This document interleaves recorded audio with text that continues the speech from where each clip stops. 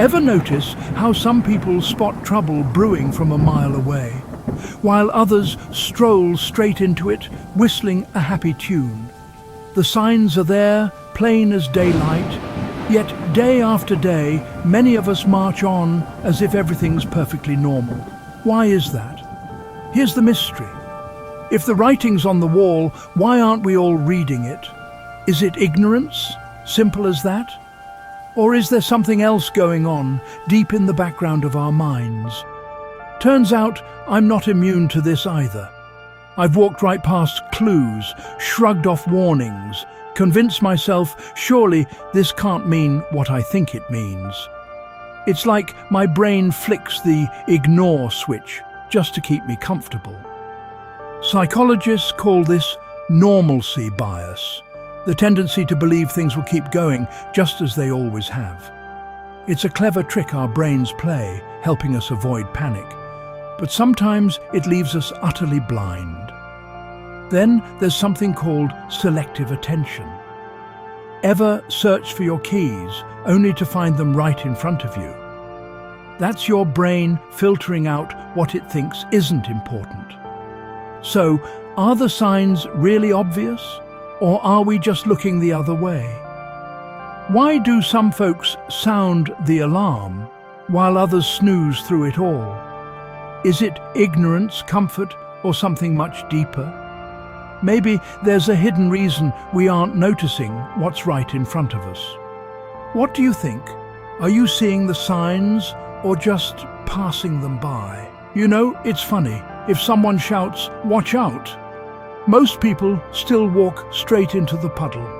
Now, Scripture's actually way ahead of us on this. It's packed with warnings that a lot of folks would miss the signs, totally distracted, totally unprepared, even as the storm clouds gather.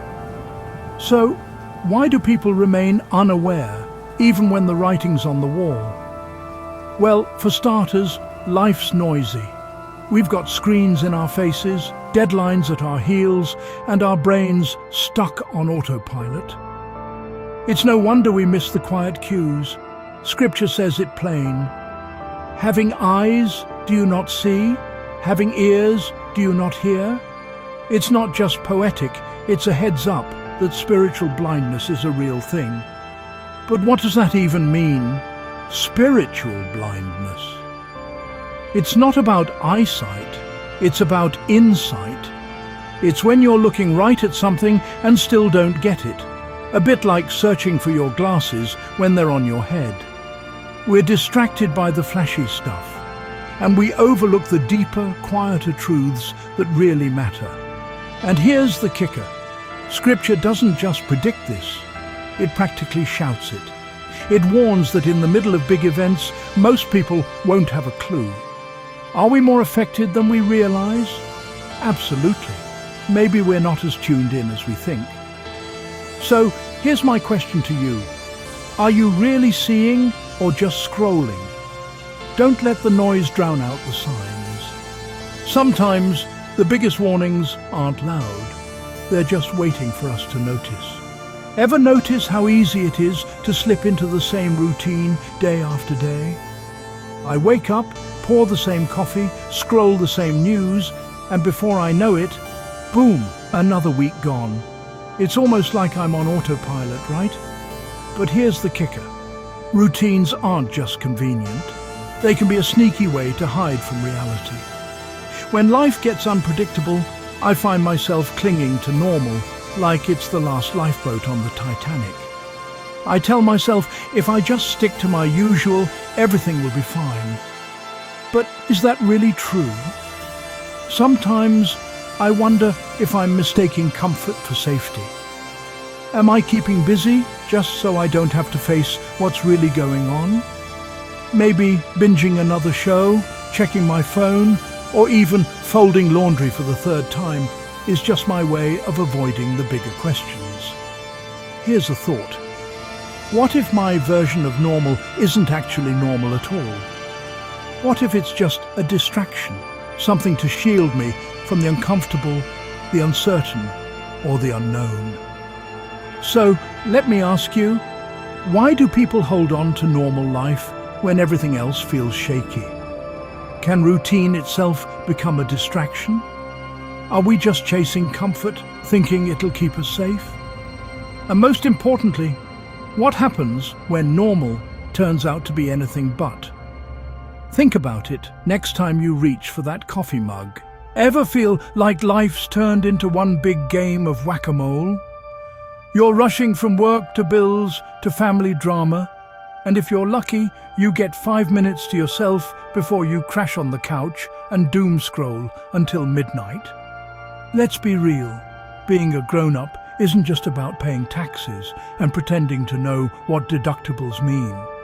It's about juggling a never-ending list of responsibilities, all screaming for attention like toddlers on a sugar high. And while I'm busy obsessing over my bank balance or trying to remember if I left the oven on, something deeper quietly slips away, my spiritual side. When was the last time you just sat and listened to your own thoughts? No phone, no noise, no distractions. Yeah, me neither. Stress sneaks in, sets up camp, and suddenly my mind's a merry-go-round of worries. Honestly, who has time to ponder the meaning of life when you've got groceries to buy and emails to answer? But here's the kicker. All this busyness has a price. Am I surviving or actually living? How much of my attention is chewed up by daily worries? Could stress be blinding me to something bigger, something spiritual? Maybe it's time to stop and ask, what am I unintentionally ignoring while I try to keep up? Is it possible that in the rush to get things done, I'm missing out on what really matters? Let me know, when was the last time you paused just for yourself? Or does your to-do list still have you on speed dial? Ever notice how the sneakiest deceptions don't set off alarm bells? The trickiest lies, the ones that really get us, aren't the wild, obvious ones. No, it's the stuff that feels normal, logical, even comfortable. Think about it. If someone told you the moon was made of cheese, you'd laugh them off. But what about those little truths that fit so neatly into what you already believe? The ones that make you nod along because, well, they just right. That's where deception hides best. It doesn't shock you, it soothes you. It slips in under your radar, using your own habits and assumptions against you. See, we're creatures of comfort. Our brains crave patterns, shortcuts, stories that make sense. And sometimes that means we mistake familiarity for truth. It's like a magician's misdirection. While you're focused on one thing, the real trick is happening somewhere else. So why are subtle half-truths more dangerous than bold-faced lies? Because they don't make us question, they make us comfortable. Could we be tricked without even knowing? Absolutely, and it happens every day. Here's the real kicker. What makes something feel true, even when it isn't? Usually, it's just because it fits the version of the world we already want to see. But if you want to outsmart the tricksters, don't just ask, does this make sense? Ask, how do I know it's real? Test what you believe. Challenge your own certainty. Because the truth isn't always what feels right. And sometimes the most dangerous lies are the ones that go down smooth. So, what are you believing just because it feels good? You ever notice how hard it is to finish a single thought these days? I mean, you sit down for some quiet reflection and suddenly, ping, your phone lights up, your dog's barking, someone's at the door, and oh look, there's a new viral video about why toast always lands butter side down. It's like the universe has conspired to keep us in a state of permanent distraction. Now, I'm not saying I want to live in a cave, though let's be honest, the Wi-Fi's probably better there. But every notification, every headline, every endless scroll, it slowly chips away at something deeper, our spiritual clarity. Remember when thinking clearly meant more than just closing a browser tab? Today, clarity has become a rare luxury, like finding matching socks or seeing an actual payphone. We're bombarded with so much noise, literal and mental, that it's tough to hear our own inner voice over the static. And here's the kicker. When you lose clarity, you don't just miss out on peace. You start mistaking confusion for reality. Decisions become foggy, intuition gets lost in the shuffle, and life feels, well, out of tune. So, let me ask you, why is it harder to think clearly today? Are we truly overwhelmed, or just distracted out of our minds? How does all this noise mess with our ability to discern what's real, what matters, and what really happens when we let clarity slip away? If you have an answer, I'd love to hear it. Just don't be surprised if I get distracted halfway through reading your comment. Ever catch yourself just going through the motions?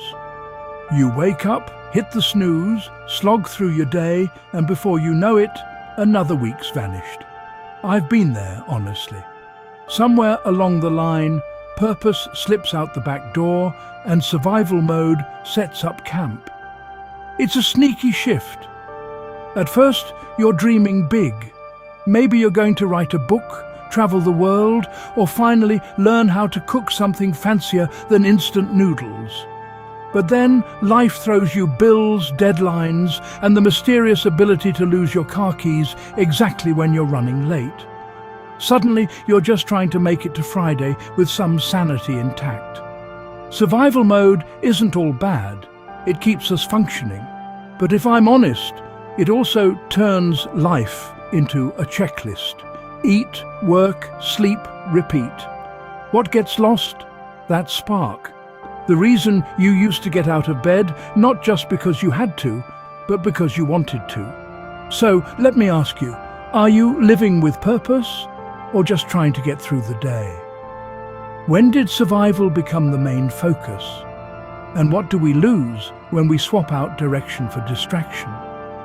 Maybe you haven't noticed the drift. It's subtle, like British weather. 1 minute it's sunny, and the next you're underwater. But here's the good news. Noticing it is the first step back. So, take a breath. Ask yourself, are you living or just surviving? The answer might just change everything. Ever feel like your life's just one endless scroll? Notifications ping, news headlines flash, and somehow it's already midnight. Here's a thought. What if all this distraction isn't just a side effect of modern life, but a strategy in itself? Look, I'm not saying there's some grand puppet master pulling strings behind your TikTok feed. Subtle chuckle. But let's be real. Someone always benefits when we're too busy to pay attention.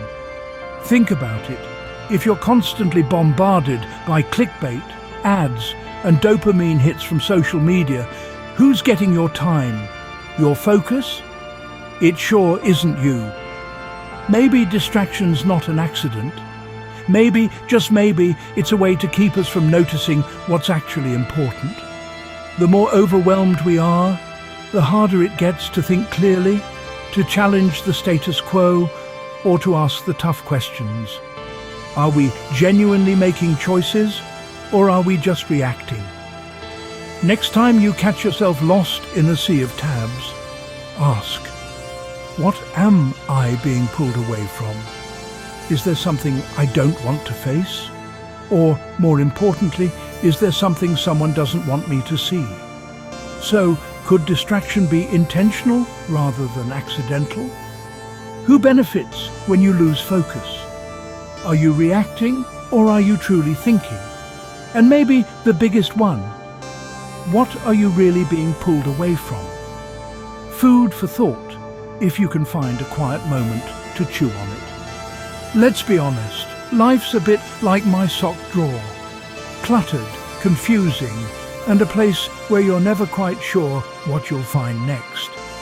But what if ditching the chaos was less about fixing the mess and more about listening for what's beneath it? You know those moments when your mind's racing at 100 miles an hour, yet your soul's barely crawling?